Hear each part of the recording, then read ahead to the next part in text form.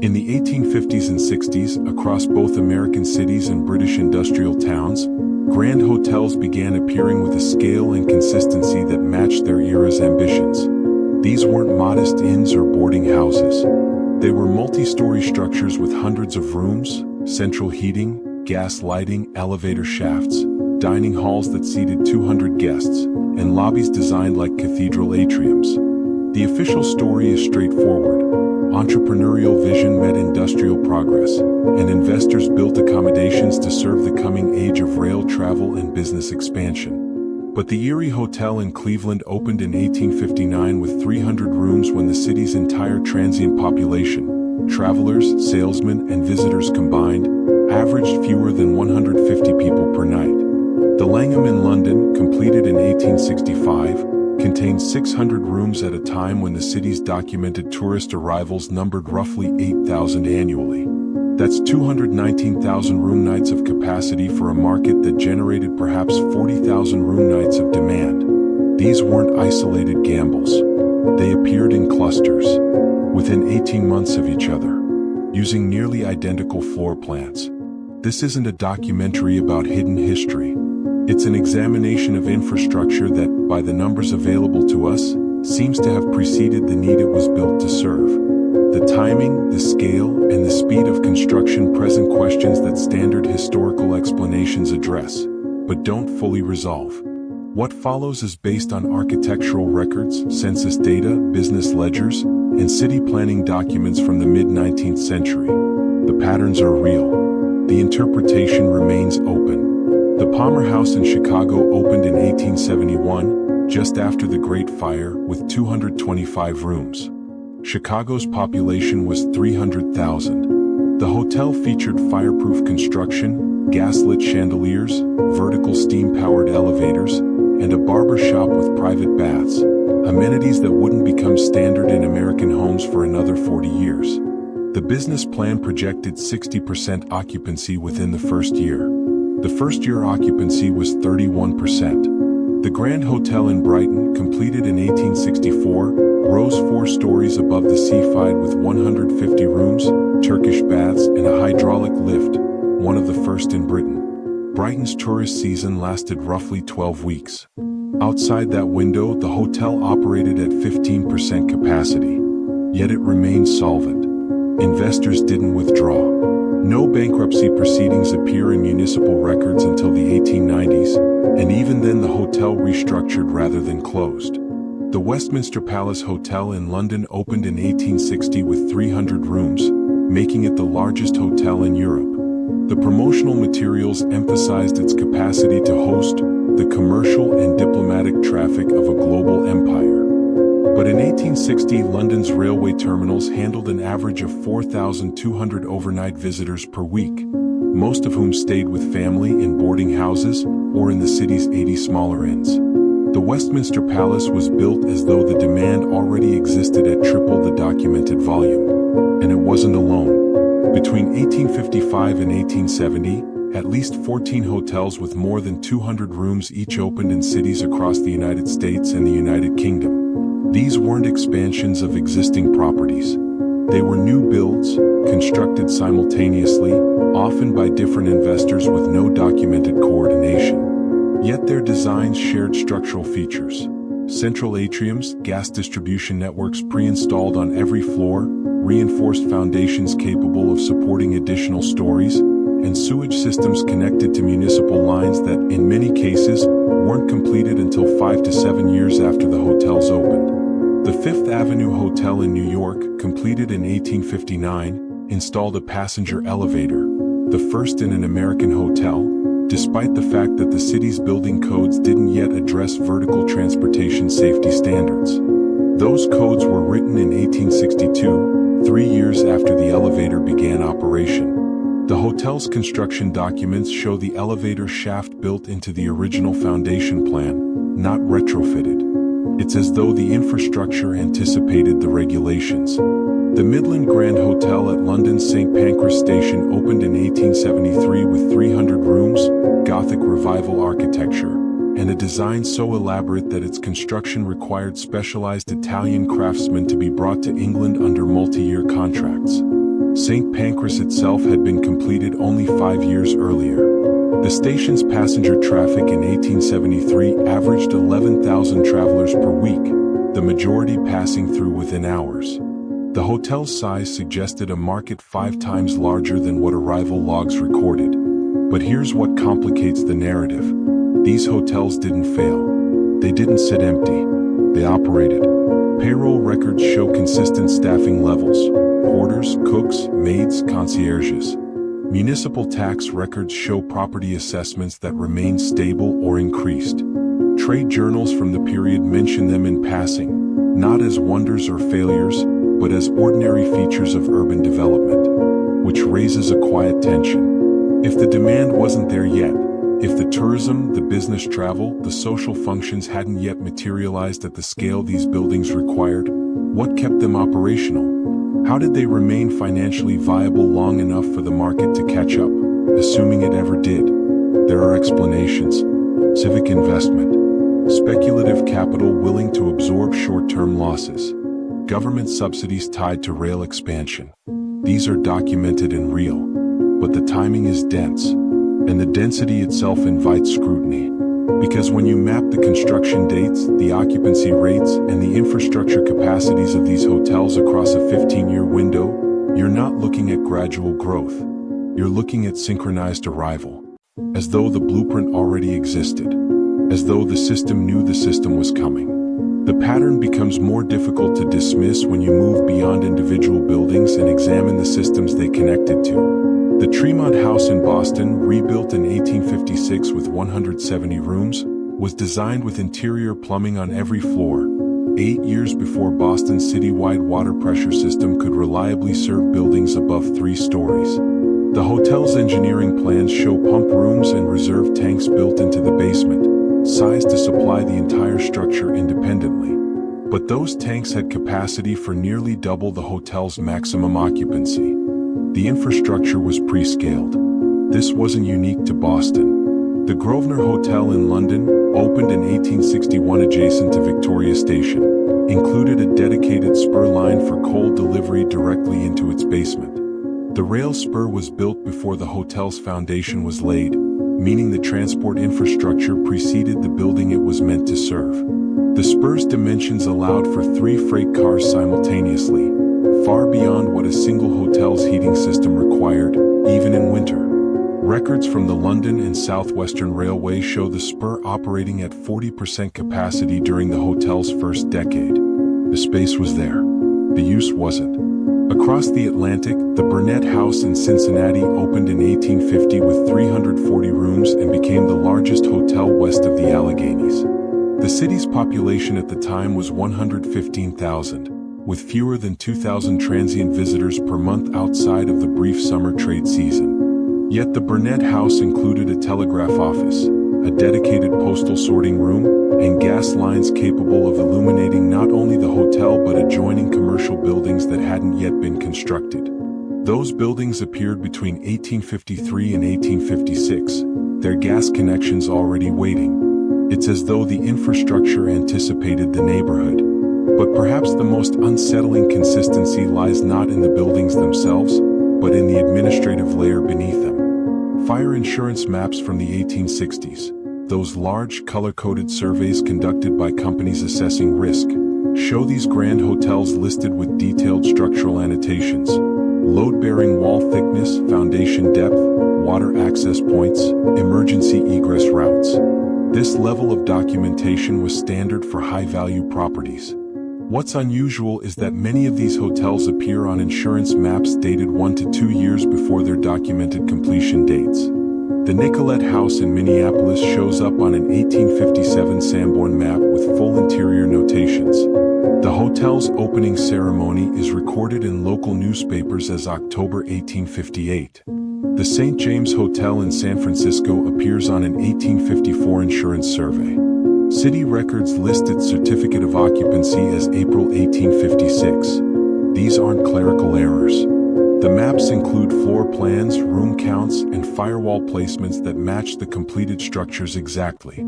Either the surveys were conducted during construction with extraordinary predictive detail, or the buildings followed plans that existed, in full administrative form, before ground was broken. And it's not just insurance maps. Municipal water contracts for hotels in Philadelphia, Baltimore, and New York between 1855 and 1865 consistently show usage allotments that exceed the hotel's maximum occupancy needs by 60 to 80%. The contracts were signed during construction, meaning the allotments were calculated before operations began. In most cases, the hotels never reached the usage thresholds their contracts assumed. Yet the contracts remained unchanged for decades, as though the excess capacity was expected to be necessary eventually. It wasn't. The infrastructure remained overbuilt. Then there's the question of labor. The construction of the Grand Pacific Hotel in Chicago, completed in 1873 with 500 rooms, required an estimated 1,200 workers over 18 months. Payroll records from the project, archived in the Chicago Historical Society, show wages paid in a staggered, cyclical pattern that doesn't match typical construction timelines. Workers were paid in 3 waves: foundation crews in early 1871, interior crews in mid-1872, and finishing crews in early 1873. But the foundation crew payroll continues through the interior phase, overlapping by 9 months. Standard practice would be sequential: foundation, framing, interior, finishing. This was parallel, as though multiple aspects of the building were being constructed simultaneously by teams working in isolation from one another, then integrated later. The same payroll structure appears in records from the Langham Hotel in London, the Palmer House in Chicago, and the Windsor Hotel in Montreal. Different cities, different investors, same administrative rhythm. Whether this reflects inherited systems or independent convergence on an efficient model is unclear. But the repetition is precise, and precision itself becomes evidence of something. The rail networks these hotels served present another layer. Between 1850 and 1870, the United States and United Kingdom laid approximately 90,000 miles of new railway track. The expansion was staggering. But what's less discussed is the coordination required to make the network functional. Standardized track gauges, unified scheduling systems, centralized ticketing, and station designs that could accommodate multiple rail companies under a single roof. That coordination didn't emerge gradually. It appeared within a 5-year window. The first transcontinental rail meeting in the United States occurred in 1869. By 1871, nearly every major station east of the Mississippi operated under a shared timetable format. The speed of adoption suggests either extraordinary administrative efficiency or a pre-existing framework that local companies adapted to rather than created. The hotels matched that speed. The Grand Union Hotel in Saratoga Springs, New York, completed in 1864, was designed with a porte-cochere wide enough to accommodate 4 carriages simultaneously and a rail platform extension that connected directly to the hotel's ground floor. The platform wasn't an afterthought. It was built into the original blueprints, drawn in 1861, the same year the Saratoga and Schenectady Railroad finalized its route through the town. The infrastructure and the network arrived together, not in sequence, together. Storage becomes relevant here. Many of these grand hotels included basement storage facilities far larger than their operational needs justified. The Palmer House had coal storage for 18 months of heating. The Langham had wine cellars designed to hold 12,000 bottles, triple the consumption rate of a fully booked hotel over an entire year. The Continental Hotel in Philadelphia, opened in 1860, featured basement cold storage vaults with a capacity of 40 tons, enough to preserve food for a facility twice its size. These weren't luxury features. They were infrastructure decisions, and they suggest an expectation of need that wasn't yet present. The Great Western Hotel in London, completed in 1854 adjacent to Paddington Station, included a telegraph routing station in its basement that served not only the hotel but the entire Western Rail Line's communication network. That routing station operated for 11 years before the General Post Office established its own centralized telegraph service in 1865. During that time, the hotel functioned as a node in a communication system that extended across southern England. A private building serving public infrastructure. The boundary between the two was unclear, and perhaps that's the thread. Not that these hotels were impossible, but that they were integrated into systems, transportation, communication, utilities, administration, that also appeared with unusual synchronization. The buildings didn't create the systems. The systems didn't create the buildings. They emerged together, as though the framework was already understood. The word Tartaria appears on European maps between the 15th and 19th centuries as a geographical label for the vast interior regions of Asia. It wasn't a country. It wasn't a political entity. It was cartographic shorthand for territories that existed beyond the detailed knowledge of Western mapmakers, lands that were known to be inhabited, but whose internal organization remained unmapped. By the 1890s, as surveying improved and political borders were formalized, the label disappeared. In recent years, the term has been reinterpreted, not as a place but as a framework, a way of describing infrastructure that feels older, larger, or more coordinated than the timelines we've inherited suggest it should be. It's used to name a pattern of observations about the built environment of the 19th century, the density of construction, the similarity of systems, the mismatch between capacity and documented need.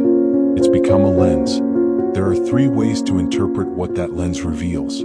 The first is that industrial capitalism, when combined with speculative investment and civic ambition, produced exactly this kind of overbuilding. That the grand hotels, the rail networks, the synchronized utilities, and the administrative systems reflect aggressive future planning by investors willing to absorb short-term losses for long-term position. That the scale feels excessive only in hindsight, and that the infrastructure eventually filled in as populations grew and markets matured. This explanation is supported by financial records, city planning documents, and the broader economic context of the mid-19th century. It's the standard historical interpretation, and it accounts for most of what we see. The second interpretation is that these systems reflect inherited infrastructure, that portions of the built environment were already present, either in foundations, in partial structures, or in administrative blueprints, and that the 19th century represents a period of restoration, expansion, and reintegration rather than creation from scratch. That the coordination wasn't invented, was remembered. This interpretation isn't rooted in lost civilizations or speculative fiction. It's rooted in the observation that certain engineering decisions, foundation depths, utility pre-installation, spatial overallotment, seem to carry knowledge of future need that wouldn't yet exist. Whether that knowledge came from long-term planning or from adapting older frameworks is the open question. The third interpretation is that we're looking at convergence. That when societies industrialize rapidly, certain solutions repeat because they're optimal. That the similarity across regions reflects not coordination, but the logic of engineering itself, solving the same problems in the same ways because those ways work. That the overbuilding reflects not excess, but the margin required for experimentation in a period of technological instability. This explanation is the most conservative, ask the least, and it aligns with how we typically understand innovation: trial, error, iteration, and eventual standardization. All three models are plausible. None exclude the others entirely. The evidence we have, the census data, the construction records, the insurance maps, the infrastructure contracts, supports aspects of each interpretation depending on which questions you prioritize. If you prioritize financial motive, the first model fits. If you prioritize structural evidence, the second model gains weight. If you prioritize systems theory, the third model makes sense. The discomfort comes from the fact that no single model fully resolves the timing. Because whether you believe these hotels were built through speculative ambition, adaptive restoration, or convergent optimization, you're still left with the same temporal density. You're still looking at a 15-year window in which hundreds of large-scale structures, using similar designs, connected to similar systems, appeared across two continents with administrative precision that doesn't feel gradual. It feels synchronized. And synchronization requires either coordination or inheritance. The question isn't whether the hotels were real. They were. The question is whether the framework they fit into emerged as quickly as the official record suggests, or whether it was already there, waiting to be recognized. In 1816, the year without a summer, crop failures across Europe and North America triggered mass migration, urban collapse, and infrastructural breakdown.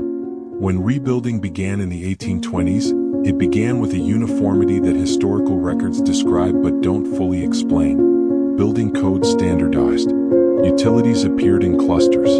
Administrative structures replicated across borders. It's possible that 1816 represented a reset, not in the conspiratorial sense but in the functional sense. A moment when systems had to be rebuilt and in rebuilding were made to match. Whether they matched something remembered or something newly imagined is the interpretive divide. The hotels don't answer that question, but they hold it open. And perhaps that's enough, not to know, but to recognize that the built environment of the 19th century carries a weight that our explanations don't quite account for. That the infrastructure arrived too fast, too coordinated, and too complete to feel like pure invention. Feels like implementation. And implementation requires a plan.